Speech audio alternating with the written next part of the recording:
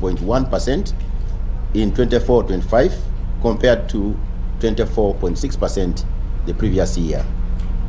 The industry sector contributed 24.3% in 2024-25 compared to a contribution of 24.9% the previous year. Looking ahead, therefore, we project that the economy remains well positioned for sustained economic growth, underpinned by ongoing government initiatives, strengthening regional cooperation and global recovery, and a diversified production base that supports resilience and long-term development. The real GDP growth is projected at 7% this financial year, that's 2025-26, and above 7% over the medium term. This outlook on the economic growth is supported by the high frequency indicators of economic growth. The composite index of economic activity, which measures the overall level of economic activity, was recorded at 179.4% in August 2025, an improvement from 179.3% in the previous month. Additionally, the Purchasing Managers Index, which measures the health and activity of the private sector in the economy, also remained above the 50% mark threshold, with a reading of 54 in September 2025, which is an improvement from 53.3 observed in August 2025.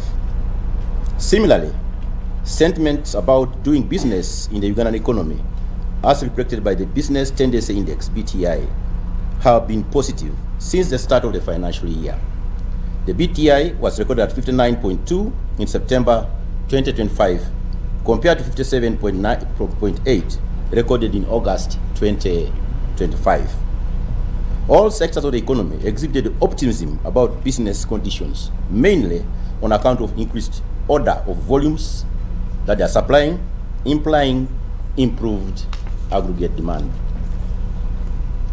Inflation and exchange rates. In the first quarter of this financial year, annual headline inflation averaged 3.8%, supported by prudent monetary policy, a stable exchange rate, and improved domestic food supplies. The outlook remains favorable, with core inflation expected to stay within the 5% policy target, backed by resilient exchange rate conditions, better domestic food supply, and stable commodity prices. However, the risks persist from potential adverse weather conditions, floods, drought in some cases, etc., global supply chain disruptions, and renewed depreciation pressures in the outer months. On a monthly basis, annual headline inflation slightly rose to 4% in September 2025 from 3.8% in August 2025. This was mainly due to a slight increase in food prices, depicted by a rise in annual food crops, prices, and related items inflation, which jumped from 3% in August to about 7.4% in September. The Uganda shilling, however, continued to gain against the United States dollar in September, recording an average mid-rate of 3,497 Uganda shillings per dollar, down from 3,573 Uganda shillings per United States dollar in August. The strengthening of the shilling is mainly due to increased foreign exchange inflows from offshore investors who have confidence in our instruments and participate strongly in our market, remittances from our brothers and sisters working abroad, and coffee export receipts, which continue to outstrip demand from the corporations or for the imports that they do import, or the remittances they take out for payment of dividends, and so on and so forth. On the external sector, total export earnings in Q4 of last year, that's ending December last year, and your Q4 last year, that's March to June last financial year, amounted to United States dollar 3,475 million, That's 3.4 or about 3.5 billion United States dollars, which is much higher than the United States dollars 2,236.72 million recorded for the same quarter of the previous financial year, implying a growth of 55.4% in terms of the exports receipts.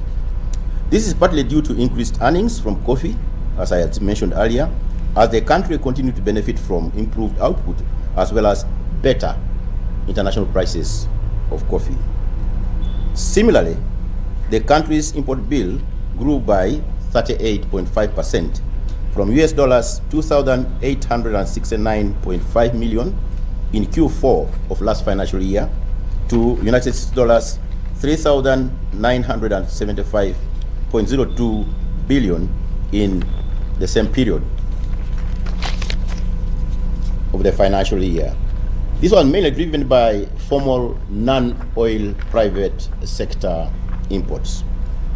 As a result of the increased import receipts on one hand, and also increased import receipts, the growth in exports compared to imports, Uganda's trade deficit with the rest of the world narrowed by 21.1% to United States dollars 499.53 million in the fourth quarter of last financial year, from 632.74 million in the same quarter of the previous year or the other financial year. Remittances from the Ugandans in the diaspora continue to improve, as I mentioned earlier. In Q4, quarter 4 of last financial year, they amounted to 401.85 million. This is 19.9% higher than the United States dollar 355.08 million recorded in quarter 4 of financial year 2023-24. US dollars total remittances from Ugandans living and working abroad were US dollars 1,568.91 million for the whole of last financial year, compared to 1,403.11 million in the previous financial year. So there was a big improvement in terms of the total inflows from